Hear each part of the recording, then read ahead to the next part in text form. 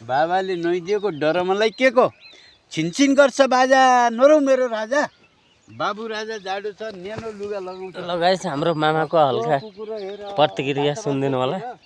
घोटा बेटा मेरा घाँस गाई सेरा घर जाने जाउँला खाजा मागी खाउँला त्यो सिद्धियो एउटा अब कविता भन्नुभयो हजुर एउटा केटो कमलपुरमा थियो कमल भन्ने टाउकामा कानपुर आई भेटियो हस्तापुरीमा छलफल भयो नङपुर गई काटियो अरे कमल भन्ने कपाल केटो भन्ने जमडो हस्तासे भन्ने यहाँ हातमा ल्याएर छलफल भयो नङपुर गई काटियो अब बर्खा याम एक दिनमा ठुलो पानी परो हल्का गीत गाउनु भएको छ कालो कालो बादलले सेतो घेरी झारो चुड्नैसम्म चुटो आज पारो छिल बिल बतासले हाँगा लाछो गुडा पुगो तल त्यही रुखमा गुडा लगाई बस्थे दुईटा चरी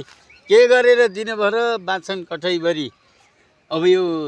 उवरिया हुनौदी कस्तो ठिक हुन्छ कि हुँदैन देउडा गाउनु नै युट्युबमा ल गाउनु त फटाफट हाते भयो त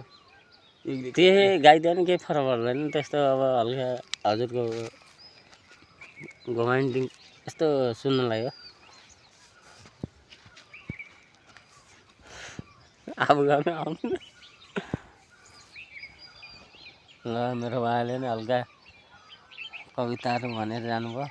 अब गाउन आउँदैन आफूले अब स्वर मिलाउने मान्छे चाहेको भएन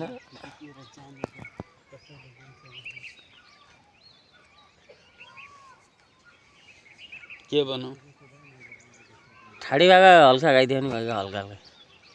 तपाईँले गाएपछि भइगयो नि यी गाइने छ नि त यहाँ ए नानी मात्रै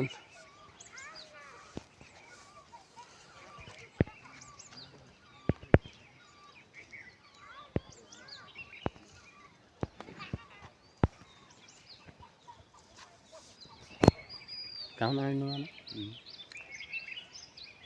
ए काफल पागल र कालोले रमाइलो होला हजुर हजुर ज्यू ज्यू ए झल्का लागल र रङ्गीमन बिरङ्गी होला हजुर हजुर ए घर चाहिँ घरि नै गएर पाचिरी केलाको हजुर यी न एकै बाग पाएन मैले जन्मने बेलाको लौ जा ल सुन्नुहोस् मामाको ठाडी भाका ए दाइ तिसको भाइ बिसको कान्छो भाइ पन्ध्रको हजुर ए बल्ल दर्शन झल्ल मिल्यो उदय चन्द्रको हजुर हजुर भन्नुहोस्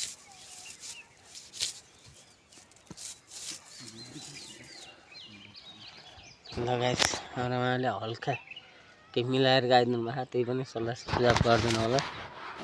होइन नजाने